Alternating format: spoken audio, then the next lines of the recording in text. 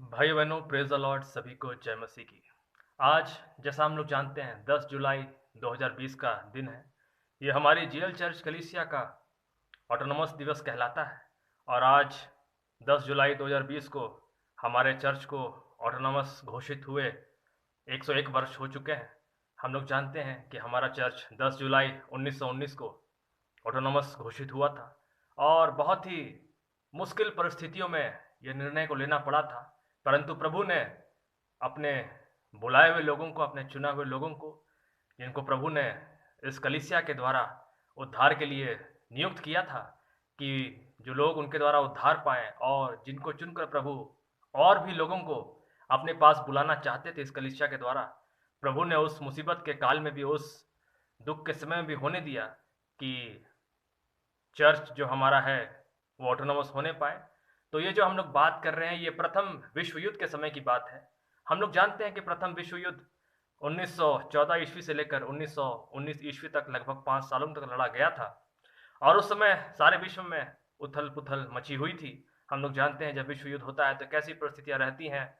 और जो German missionary यहाँ पे भारत में जो थे, रांची में जो थे, हम लोग जानते हैं जैसा हमारे चर्च जो 1845 ईस्वी में सेटअप किया गया था 4 मिशनरियों के द्वारा, जो फादर गॉसनर के द्वारा भेजा गया था, और कैसे वो लोग ने रांची में कलीसिया को स्थापित किया और कैसे यहाँ लोगों ने बपतिस्मा लिया, विश्वास करना चालू किया और औरों को इसमें सहभागी बनाया, हम लोग जानते हैं। तो चर्च को स्थापित होने के लगभग 74 सालों के बाद ऑटोनॉमस ये चर्च हुआ।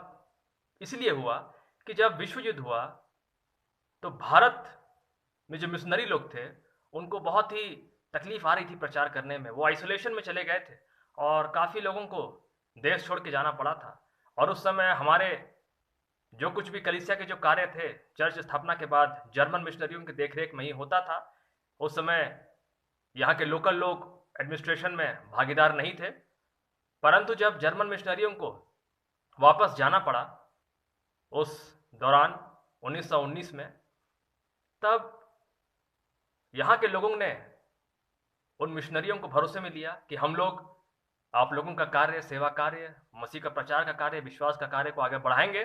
और उन लोगों ने हमारे लोगों का, यहाँ के लोगों का, रांची के लोगों का जुझारूपन को देखकर, उनके उस चेतना को देखकर कि वो प्रभु का कार्य में अपना सहयोग देना चाहते हैं लगन से और पूरी जिम्मेदारी से, उन लोगों ने, मिशनरियों ने यहाँ पे अधिकारी नियुक्त किए, लोगों को नियुक्त किया, प्रेसिडेंट को नियुक्त किया, सेक्रेटरी को नियुक्त किया उनकी देखरेख में।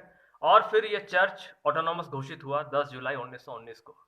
और जो उन मिशनरियों का विजन था कि यीशु मसीह के द्वारा छुटकारा आया, आत्मिक स्तर में के साथ साथ सामाजिक स्तर में भी, तो कलीसिया जब आगे बढ़ता गया, जर्मन मिशनरी अब सामने से नहीं परंतु पीछे से ही इस चर्च को आगे बढ़ाते रहे। और उन लोगों का भरोसा यहाँ के लोकल अथॉरिटीज़ पे, लोकल एडमिनिस्ट्रेशन पे, लोकल लोगों को जो विश्वास में आगे बढ़ रहे थे और औरों को आगे बढ़ा रहे थे, उनकी प्रचार प्रसार कार्य में विश्वास बढ़ा और उन लोगों को और जिम्मेदारी दी गई ऑटोनॉमस होने के साथ। और फिर यहाँ पे शिक्षा के लिए स्कूल, थियोलॉजिकल कॉलेजेस, अस्पताल खोले गए कि लोगों का जो सामाजिक स्तर है वो सुधरे।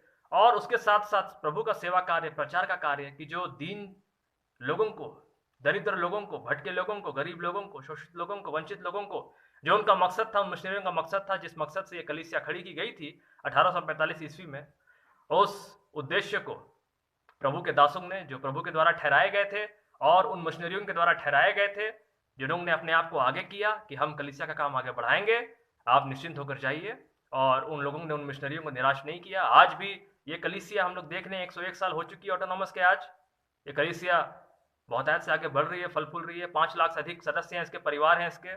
और प्रभु का काम, सेवा कार्य आज इस कलीसिया के द्वारा पूरे भारत में फैल रहा है, विश्व भर में फैल रहा है। और लूथरन विश्वासी, इवेंजेलिकल विश्वासी प्रभु के सेवा कार्य को, प्रभु के सुसमाचार को आगे बढ़ा रहे हैं। हम लोग जानते हैं अभी हम लोग कोरोना वायरस के कारण लॉकडाउन के चरण से गुजर रहे, लॉकडाउन के काल में है, तो इस दिवस को हम लोग खास नहीं मना पा रहे हैं। सब अपने घरों में हैं, चर्च भी नहीं खोले गए हैं बहुत से राज्यों में।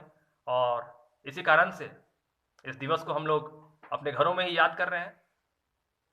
परंतु हम लोग जानते हैं कि इस दिवस को हम लोग हर एक साल जीएल चर्च में इसके लिए एक खास विनती प्रार्थना होती थी और एक प्रोग्राम होता था जीएल चर्च के पीछे जो गौसल मिडिल स्कूल है, वहाँ खेल कूद प्रतियोगिताएं होती थी, बच्चों के, बड़ों की, माताओं के, और वहाँ तमाम तरह के बातों को ऑटोनॉमस दिवस से जुड़े हुए रखा जाता था और एक पिकनिक की तरह ये मनाया जाता था कि लोग स्वतंत्र हो गए हैं पाप से और लोग खुल के इस दिवस को मनाएं। इसका उद्देश्य था ताकि लोग उन बातों को याद कर सकें कि जब हम मुसीबत में थे तो ये मुसीबत हमारे लिए अच्छा हुआ आया।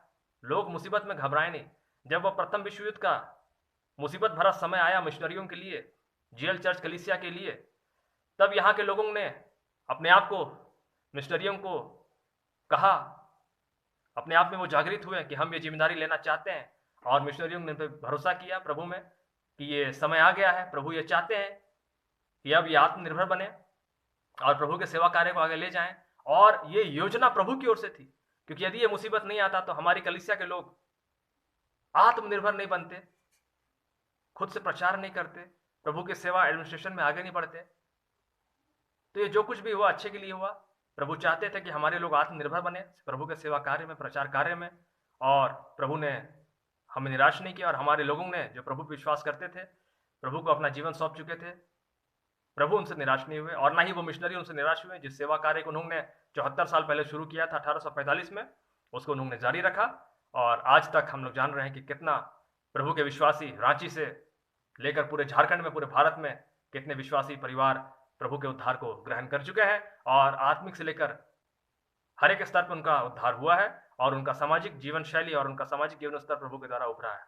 तो हर एक कोई इस मैसेज के द्वारा उस ऑटोनॉमस दिवस को याद करें आज के दिन कि प्रभु ने कैसे दुख के काल में हमें आत्मनिर्भर बनाने के लिए कि हम प्रभु के अगुवाई में, प्रभु के वचन के अनुसार, पवित्र आत्मा के अनुसार कलीसिया को चलाना सीखें, कलीसिया को आगे बढ़ाना सीखें, प्रभु के प्रचार में सहभागी बने और सिर्फ सहभागी नहीं बने, प्रभु प्रचार कार्य को आगे बढ़ाना सीखें, फैलाना सीखें, कलीसिया को चलाना सीखें, आत्मनिर्भर बने।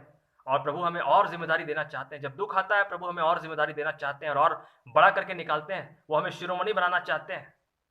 जैसा हम लोग जानते हैं हमारा परमेश्वर हमारा चट्टान है, हमारा गढ़ है, हमारा ऊंचा किला शरण स्थान है। तो ये प्रथम विश्व युद्ध का समय जो आया हमारी कलीसिया के लिए दुख लेकर आया, परंतु ये इसलिए हुआ कि प्रभु चाहते थे कि रांची में उसका जो लोग हैं, उसके जो लोग हैं, कलीसिया के लोग हैं, वो आत्मनिर्भर बने। और हम लोग जानते हैं कि फिर आत्मनिर्भर बनने के बाद, ऑटोनॉमस बनने के बाद जीएल चर्च इन छोटा नागपुर आसाम के नाम से ये कलीसिया रजिस्टर्ड हुई और आगे प्रभु का काम आगे बढ़ते रहा। तो हर एक जो प्रभु का जन है, जो आज पाप के दासत्व में अंतिम दिनों में अपने आप को इस ऑटोनॉमस दिवस के द्वारा प्रभु को सौंपे कि प्रभु हमें आज़ाद करे और जो भी दुख तकलीफ हमारे जीवन में आई है प्रभु हमें और मजबूत करके खड़ा करे कि हम प्रभु के सेवा कार्य को और भी अद्भुत तरीके से आगे बढ़ाने पाए। और इसी मैसेज के साथ हम आशा करते हैं कि हर एक सुनने वाला बहुतायत की आशीष को प्राप्त करेगा, बहुतायत की सामर्थ को ग्रहण कर पाएगा। इस वचन को सुनने के बाद दुख का समय जो उन पे आया है इस लॉकडाउन के समय, निराश नहीं होगा, परंतु प्रभु और मजबूत करके और सामर्थ देकर उनको निकालेंगे प्रभु के सेवा कार्य में और आगे बढ़ाएंगे। उनके द्वारा कलीसिया को स्थापित करेंगे, उन्हें आत्मनिर्भर बनाएंगे, आत्मिक स्तर में, आत्मिक जीवन में, सामाजिक स्तर में, सामाजिक जीवन में, व्यक्तिगत जीवन में, और जो भी उनकी आवश्यकताएं संसार में प्रभु प्रबंध करेंगे। प्रभु ने कलीसिया को अकेले नहीं छोड़ा, उनके लिए हर एक प्रबंध ठहराए। उसी प्रकार प्रभु हर एक विश्वासी को भी नहीं छोड़ेगा जो इस ऑटोनॉमस दिवस को याद करके प्रभु को सौंपता अपने आप को कि हमें भी अपनी कलीसिया के समान शिरोमणि बनाए, प्रभु आगे बढ़ाएं। और जो भी हमें सपोर्ट चाहिए था मिशनरियों का आपने 74 सालों तक दिया, उसके बाद आज भी वो पीछे रहकर हमारा समर्थन कर रहे हैं। उनका सपोर्ट हमें हासिल है आपके द्वारा और उनके गाइडेंस में, और आज परोक्ष रूप से उनसे गाइडेंस लेकर और प्रत्यक्ष रूप से आप हमें कार्य कर रहे हैं और इस कलीसिया को चला रहे हैं। इसके लिए बहुत बहुत धन्यवाद देते हैं इस अवसर के लिए। हर एक सुनने वाला बहुत की आशीष पाए। आमीन।